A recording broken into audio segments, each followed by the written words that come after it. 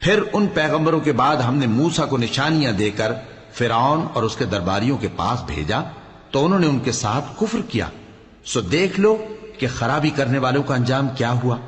اور موسیٰ نے کہا کہ اے فرعون، میں رب العالمین کا پیغمبر ہوں، مجھ پر واجب ہے کہ اللہ کی طرف سے جو کچھ کہوں سچ ہی کہوں۔ میں تمہارے پاس تمہارے پروردگار کی طرف سے نشانی لے کر آیا ہوں، سو بنی اسرائیل کو میرے ساتھ جانے کی رخصت دے دیجئے۔ فرعون نے کہا اگر تم نشانی لے کر آئے ہو تو اگر سچے ہو تو لاؤ دکھاؤ۔ موسیٰ نے اپنی لاٹھی زمین پر ڈال دی تو وہ اسی وقت ایک بڑا اژدہا بن گئی، اور اپنا ہاتھ گریبان سے نکالا تو اسی دم دیکھنے والوں کی نگاہوں میں سفید براق یعنی روشن ہو گیا۔ تو قوم فرعون میں جو سردار تھے وہ کہنے لگے کہ یہ بڑا ماہر جادوگر ہے، اس کا ارادہ یہ ہے کہ تم کو تمہارے ملک سے نکال دے، بھلا تمہاری کیا صلاح ہے؟ انہوں نے فرعون سے کہا کہ فی الحال موسیٰ اور اس کے بھائی کے معاملے کو موقوف رکھیے اور شہروں میں نقیب روانہ کر دیجئے کہ تمام ماہر جادوگروں کو آپ کے پاس لے آئے۔ چنانچہ ایسا ہی کیا گیا، اور جادوگر فرعون کے پاس آ پہنچے اور کہنے لگے کہ اگر ہم جیت گئے تو ہمیں صلہ تو عطا کیجیے گا نا؟ فرعون نے کہا ہاں ضرور، اور اس کے علاوہ تم مقربوں میں داخل کر لیے جاؤ گے۔ جب فریقین روز مقررہ پر جمع ہوئے تو جادوگروں نے کہا کہ موسیٰ یا تو تم جادو کی چیز ڈالو یا ہم ڈالتے ہیں۔ موسیٰ نے فرمایا تم ہی ڈالو۔ سو جب انہوں نے جادو کی چیزیں ڈالی تو لوگوں کی آنکھوں پر جادو کر دیا، یعنی نظر بندی کر دی، اور لاٹھیوں اور رسیوں کے سانپ بنا بنا کر انہیں ڈرا ڈرا دیا اور بہت بڑا جادو دکھایا۔ اور اس وقت ہم نے موسیٰ کی طرف وہی بھیجی کہ تم بھی اپنی لاٹھی ڈال دو، تب وہ فوراً سانپ بن کر جادوگروں کے بنائے ہوئے سانپوں کو ایک ایک کر کے نگل جائے گی۔ آخر حق ثابت ہو گیا اور جو کچھ وہ لوگ کرتے تھے باطل ہو گیا۔ چنانچہ اس موقع پر وہ مغلوب ہو گئے اور ذلیل ہو کر رہ گئے، اور یہ کیفیت دیکھ کر جادوگر سجدے میں گر پڑے، کہنے لگے کہ ہم سب جہانوں کے پروردگار پر ایمان لائے، یعنی موسیٰ اور ہارون کے پروردگار پر۔ فرعون نے کہا پیشتر اس کے کہ میں تمہیں اجازت دوں تم اس پر ایمان لے آئے؟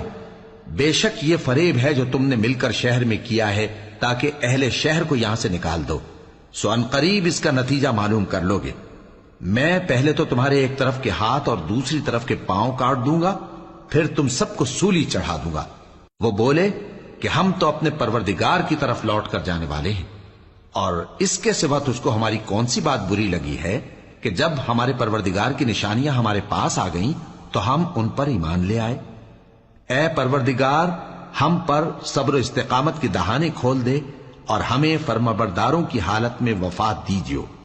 اور قوم فرعون میں جو سردار تھے کہنے لگے کہ کیا آپ موسیٰ اور اس کی قوم کو چھوڑ دیجیے گا کہ ملک میں خرابی کریں اور آپ کو اور آپ کے معبودوں کو چھوڑ دیں؟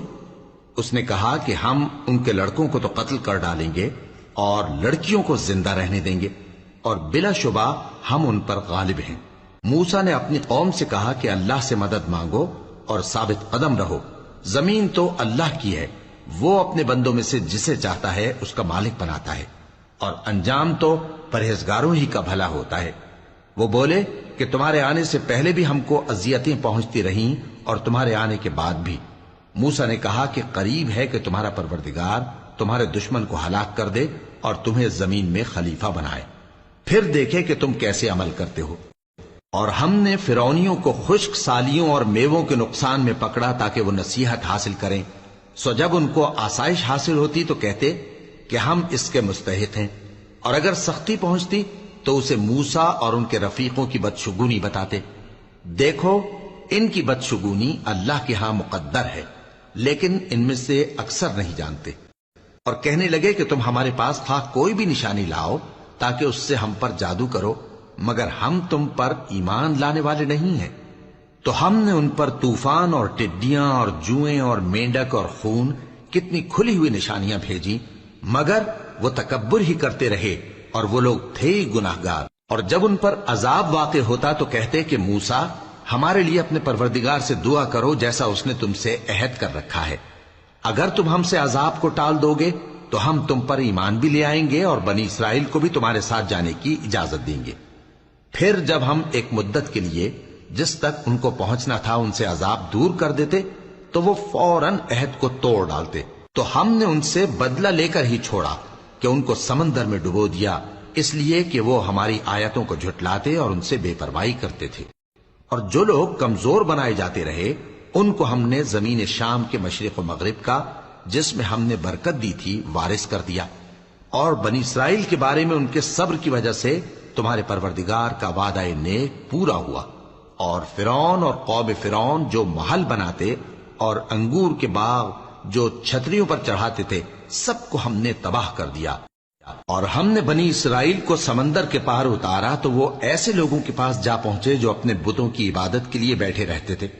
بنی اسرائیل کہنے لگے کہ موسیٰ، جیسے ان لوگوں کے معبود ہیں، ہمارے لیے بھی ایک معبود بنا دو۔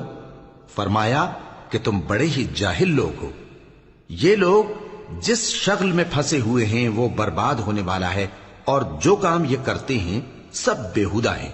فرمایا کیا میں اللہ کے سوا تمہارے لیے کوئی اور معبود تلاش کروں، حالانکہ اس نے تم کو تمام اہل عالم پر فضیلت بخشی ہے۔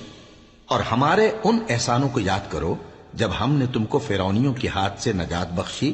وہ لوگ تم کو بڑا دکھ دیتے تھے، تمہارے بیٹوں کو تو قتل کر ڈالتے تھے اور بیٹیوں کو زندہ رہنے دیتے تھے، اور اس میں تمہارے پروردگار کی طرف سے بڑی آزمائش تھی۔ اور ہم نے موسیٰ سے 30 رات کی میعاد مقرر کی اور 10 راتیں اور ملا کر اسے پورا چلا کر دیا، تو اس کے پروردگار کی 40 رات کی میعاد پوری ہو گئی۔ اور موسیٰ نے اپنے بھائی ہارون سے کہا کہ میرے کوہ طور پر جانے کے بعد تم میری قوم میں میرے جانشین ہو، اور ان کی اصلاح کرتے رہنا اور شریروں کے رستے پر نہ چلنا۔ اور جب موسیٰ ہمارے مقرر کیے ہوئے وقت پر کوہ طور پر پہنچے اور ان کے پروردگار نے ان سے کلام کیا تو کہنے لگے کہ اے پروردگار، مجھے اپنا جلوہ دکھا کہ میں تیرا دیدار کروں۔ فرمایا کہ تم مجھے ہرگز نہ دیکھ سکو گے، ہاں پہاڑ کی طرف دیکھتے رہو، اگر یہ اپنی جگہ پر قائم رہا تو تم مجھ کو دیکھ سکو گے۔ پھر جب ان کے پروردگار نے پہاڑ پر تجلی کی تو اس کو ریزہ ریزہ کر دیا اور موسیٰ بے ہوش ہو کر گر پڑے۔ پھر جب ہوش میں آئے تو کہنے لگے کہ تیری ذات پاک ہے اور میں تیرے حضور میں توبہ کرتا ہوں، اور جو ایمان لانے والے ہیں ان میں سب سے اول ہوں۔ فرمایا اے موسیٰ، میں نے تم کو اپنے پیغام اور اپنے کلام سے نواز کر لوگوں سے ممتاز کیا ہے، تو جو میں نے تم کو عطا کیا ہے اسے تھامے رکھو اور میرا شکر بجا لاؤ۔ اور ہم نے تورات کی تختیوں میں ان کے لیے ہر قسم کی نصیحت اور ہر چیز کی تفصیل لکھ دی۔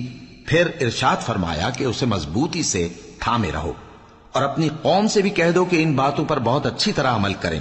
میں انقریب تم کو نافرمان لوگوں کا گھر دکھاؤں گا، جو لوگ زمین میں ناحق تکبر کرتی ہیں ان کو اپنی آیتوں سے پھیر دوں گا۔